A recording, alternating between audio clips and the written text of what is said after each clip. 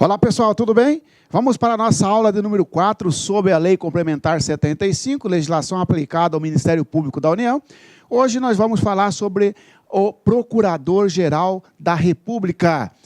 Requisitos para investidura nesta função, nesse cargo de Procurador-Geral da República, procedimento para destituição, ou seja, exoneração, e as funções do Procurador-Geral da República, tá bom? Vamos lá para o nosso esqueminha. Lembra que o Ministério Público da União, ele integra o MPU, o Ministério Público Federal, o Ministério Público do Trabalho, o Ministério Público Militar e o MPDFT, Ministério Público do Distrito Federal e Territórios.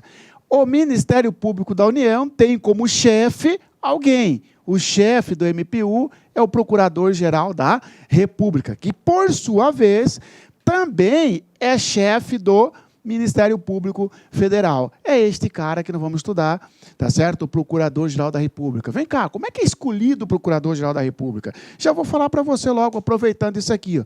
Forma de investidura, de escolha. Senhores, o Procurador-Geral da República, ele é escolhido pelo Presidente da República. Então, o Procurador-Geral da República, tá? É escolhido pelo Presidente da República, dentre membros da carreira.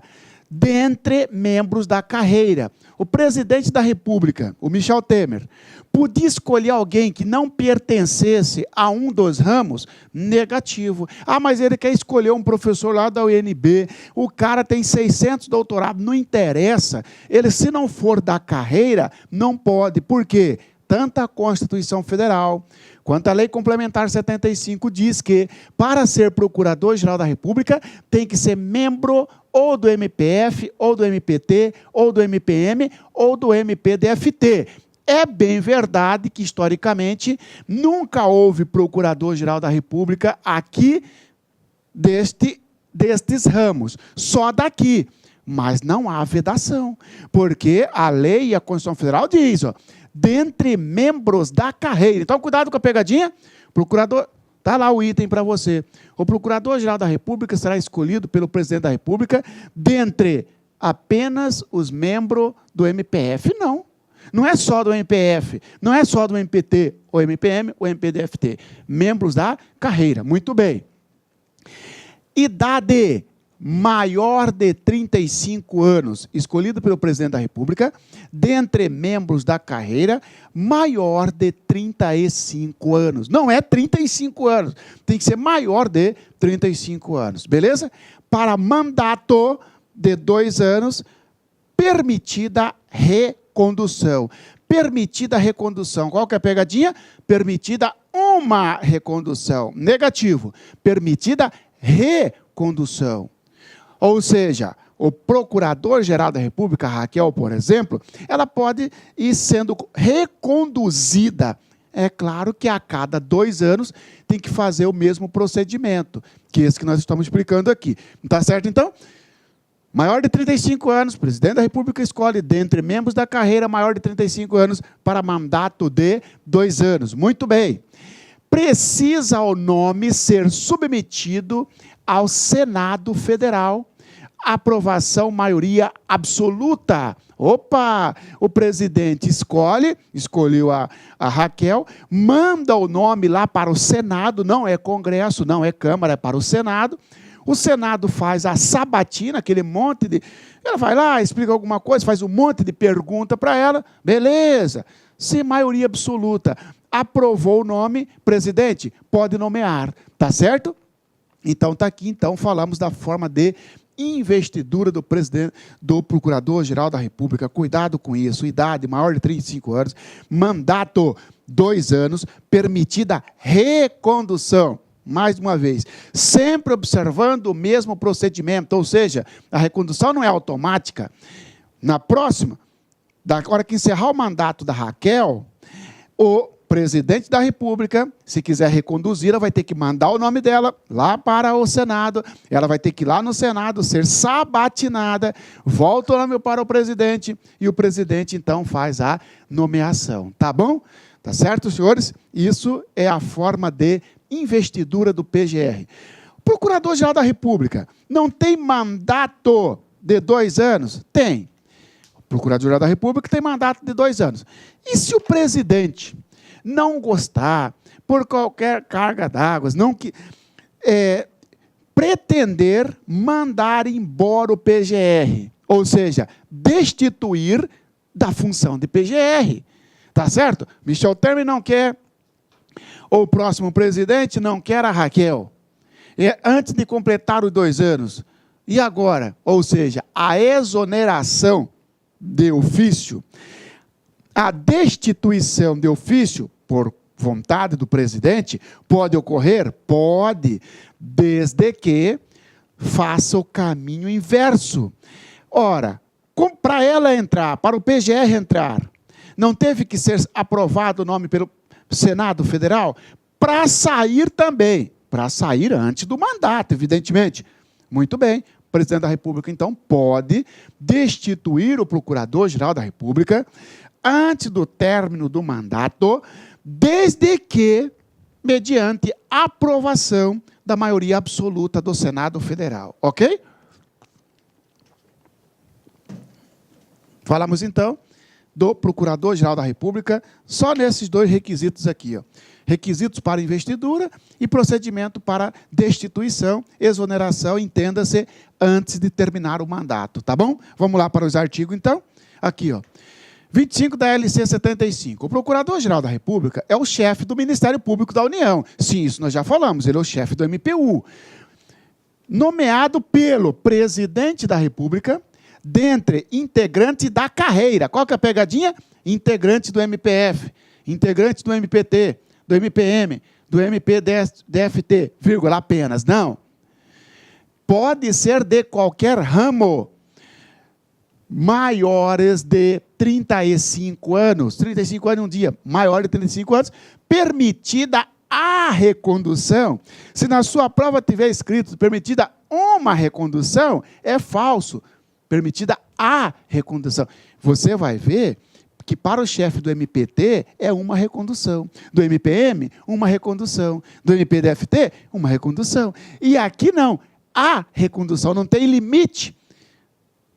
Pode ficar 3, 4, 5, 10 mandatos, 20 mandatos, 1 bilhão de mandatos, problema dele, tá certo? Presidente da República, agora, desde que, permitida a recondução, precedida de nova decisão do Senado Federal. Tá certo, senhores? Então, está aqui, forma de investidura do Procurador-Geral da República. A exoneração, que significa destituição, a exoneração por conta própria, significa de ofício, o presidente não gostou, quer mandar embora. A exoneração de ofício do Procurador-Geral da República, por iniciativa do Presidente da República, deverá ser precedida de autorização da maioria absoluta do Senado Federal, em votação secreta. Se cair na sua prova em votação aberta, em votação pública, falso. Em votação secreta. Está aqui, senhores. Tá? Essa é a forma de destituição, já havia explicado lá agora o artigo para os senhores.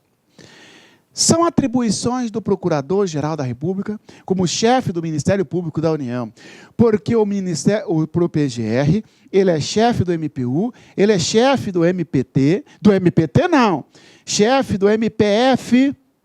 Aliás, vamos colocar aqui para você, o PGR, ele acumula as seguintes funções. PGR, ele é o chefe do MPU, muito bem, Procurador-Geral da República. Mas ele também é o chefe do MPF, Ministério Público Federal. Ele também é o Procurador-Geral Eleitoral. Procurador-Geral Eleitoral. Ele também é o presidente do Conselho Nacional do Ministério Público. E ele também é o presidente do Conselho Superior do MPF. Nós falaremos desse Conselho Superior. Que é isso? Esse cara é o cara, então? Ele é o cara, senhores. Tá certo? Olha aí, ó. Chefe do MPU, chefe do MPF, Procurador-Geral Eleitoral, presidente do CNMP, do Conselho Nacional do Ministério Público, nós vamos estudar isso aqui, presidente do Conselho Superior do Ministério Público Federal. Olha tantas atribuições, tá bom? Esse é o Procurador-Geral da República. Estudaremos agora as atribuições dele como chefe do MPU. Vamos lá?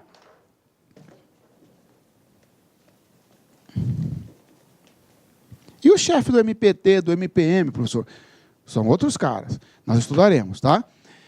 São atribuições do Procurador-Geral da República como chefe do Ministério Público da União.